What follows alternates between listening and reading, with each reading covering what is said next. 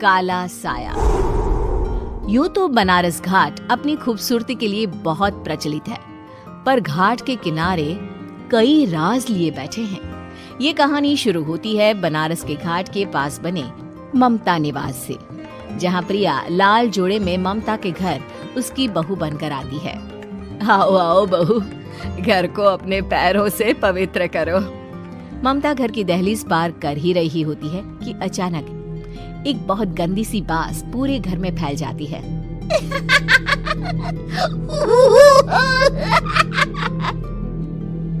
ये बदबू और ये आवाजें, ये कौन हंस रहा है माँ?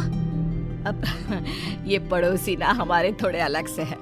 कहाँ हम शाकाहारी और ये मांस मच्छी खाने वाले। छोड़, तू ध्यान मत दे और गृह प्रवेश कर। और हाँ बहू, अपनी सास की एक बात हमेशा याद रखना, इन पड़ोसियों से तो कभी बात नहीं करेगी।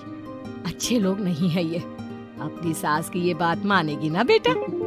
हाँ माँ, जो आपकी मर्जी, मैं उनसे बात नहीं करूंगी। अगले दिन प्रिया अपनी पहली रसोई बनाने रसोई घर में जाती है। ये छोकी बात तो नाक में जा रही है। एक काम करती हूँ, खिड़की खोल देती हूँ। प्रिया खिड़की खोलने जाती है। इतने जाले, लगता है इस खिड़की को कभी खोला ही नहीं गया। पर ऐसा क्यों? ओह, नॉन वेज की स्मेल आती होगी ना। 2 मिनट के लिए खोल लेती हूँ, फिर बंद कर दूंगी। प्रिया खिड़की खोलती है। खिड़की खोलते ही उसकी नजर सामने वाले घर की खिड़की पर पड़ती है, जहाँ एक लड़की खड़ी होती है, हाथों में मेहंदी, लाल रंग की साड़ी, बिल्कुल सजी धजी, मानो प्रिया की तरह ही वो भी नई नवेली बहू हो। वो प्रिया को देखकर मुस्कुराती है। हे भगवान, माँ ने तो इनसे बात करने को मना किया था।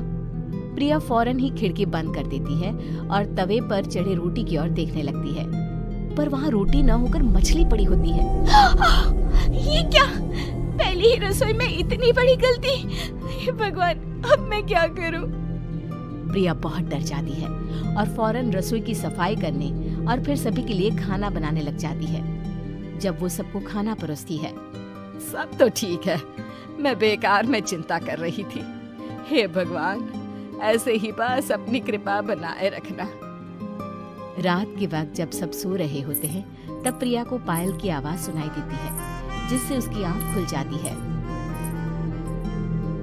ये पायल की आवाज कहाँ से आ रही है? प्रिया उठकर उस आवाज के पीछे छत की सीढ़ियों तक जाती है। तभी उसे बच्चे के रोने की आवाज आती है। प्रिया छत पर जाती है तो क्या देखती है?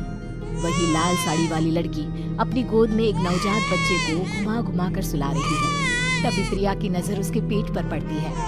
ओह गॉड, ये तो प्रेग्नेंट भी है। सुनिए, बच्चा सो नहीं रहा है क्या? मैं कुछ मदद करूं? नहीं नहीं, आपके घर वालों को अच्छा नहीं लगेगा, मैं संभाल लूंगी। स्नेहा की गोद से बच्चा हाथ मारकर प्रिया की गोद में आने को छटपटाने लगता है। दोनों घर अगल बगल में बने होने के कारण प्रिया उस बच्चे को गोद में ले लेती है। प्रिया के पास आते ही वो सो जाता है।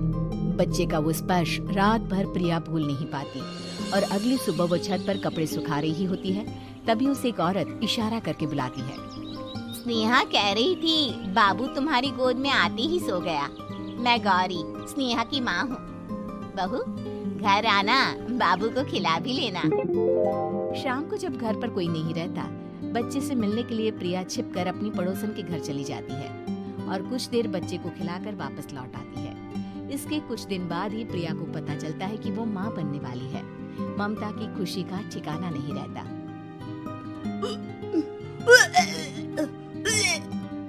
माँ जी, पता नहीं क्यों उल्टी आ रही है। प्रिया भागती हुई वॉशरूम में जाती है तो हरे और लाल रंग की उल्टी करती है। उस उल्टी में से कीड़े निकलते हैं। ये क्या? खून और ये कीड़े! माँ! माँ! प्रिया की आवाज सुनकर ममता दौड़ कर आती है, पर बेसिन में कुछ नहीं होता। प्रिया हक्की बक्की रह जाती है। ये सब क्या हो रहा है? प्रिया घबरा जाती है और अपने कमरे में जाकर सो जाती है। डर के कारण वो इतनी थक जाती है कि उसकी आंख लग जाती है। तब उसे ऐसा लगता है उसके पेट पर मानो कोई बैठा हुआ हो। कौन हो? प्रिया के पेट पर एक 5 महीने की बच्ची बैठी हुई थी, जो बुरी तरह जली हुई थी। माँ, तुम ही मुझे मुझे लाई ना अपने पेट में। मैं तुम्हारी माँ नहीं हूँ। कौन हो तुम? माँ, देखो मैं जल गई बुरी तरह से। 6 महीने पेट में रहने को भी मुझे नहीं मिला। सहला दो ना माँ। बचाओ, बचाओ, माँ। ममता दौड़कर कमरे में आती है। प्रिया की बातें सुनकर वो सब समझ जाती है। तू कहीं बगल वाले घर में तो नहीं जाकर आई ना बहू? मुझे माफ कर दो, मैं गई थी माँ। उस घर में सब मरे हुए हैं बहू। कई साल पहले स्नेहा उस घर में बहू बनकर आई थी। कुछ ही दिन में वो एक बच्चे को जन्म देने वाली थी। पूरा घर बच्चे के आने की खुशी में खोया था कि एक दिन अचानक उस घर में आग लग गई। सब बुरी तरह जलकर मर गए। गौरी आज भी दादी बनने का इंतजार कर रही है और इसीलिए स्नेहा ने अपना अजन्मा बच्चा तुम्हारी कोख में डाल दिया। ममता ये कह रही होती है कि पीछे से उसके पैरों को एक बच्चा पकड़ लेता है। दादी, दादी। माँ, स्नेहा की गोद में यही बच्चा था। ये बच्चा कौन है फिर? तेरी मौत है। तेरी भी दादी। जिस चीज का ममता को डर था वही हो गया। ममता निवास के ऊपर मौत ने चादर बिछा दी थी। प्रिया का पेट ऐसे बढ़ जाता है मानो 9 महीने का हो। 2 हाथ उसके पेट से बाहर निकलते हैं। बहू, संतोष को फोन कर, किसी पंडित जी को बुला बहू। प्रिया का पति भागता हुआ घर आता है। ये तो होना ही था माँ। तेरा पाप तेरे सामने आ गया तो तू सह नहीं पा रही है।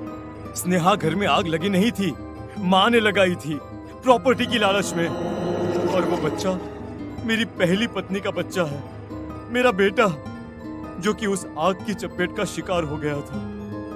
मैंने तुमसे ये सब माँ के कहने पर छुपाया था। मुझे माफ कर दो प्रिया।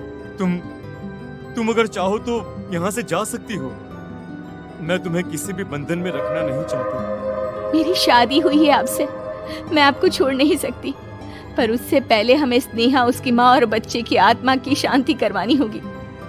संतोष और ममता गौरी के घर जाते हैं। अंदर सब कुछ जला हुआ होता है। जमीन पर जली हुई लाशें बिखरी हुई थी। ममता रो रो कर अपनी करने की माफी गौरी से मांगती है। प्रिया स्नेहा के घर वालों का अंतिम संस्कार करवा देती है और ममता निवास फिर से आत्माओं के साए से मुक्त हो जाता